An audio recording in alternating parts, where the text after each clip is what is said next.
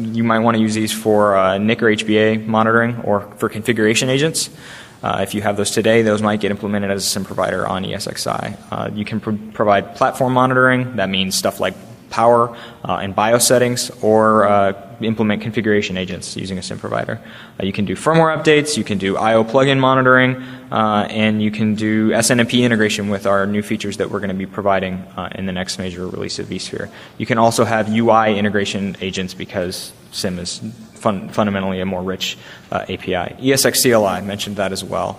You mainly here are doing configuration and debugging operations. Notice the major difference here between SIM providers and ESX CLI plugins is the monitoring, right? Because the SIM provider is running all the time. It can catch events as they happen from hardware and so on. ESX CLI is run to completion. You invoke it, it runs, it does some operation, then it exits.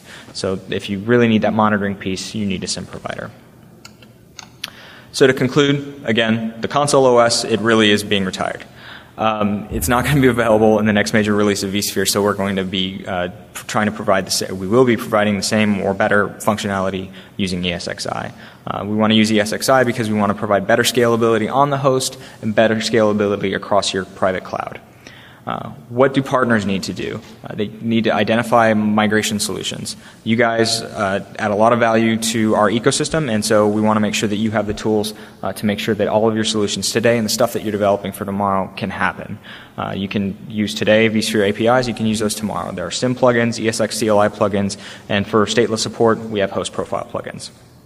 The development kits that are available today, that's the SIM development kit and the vSphere development kit, are available online, but the future ones that we're going to be providing with the next major release of vSphere, as we go through beta and RC and so on,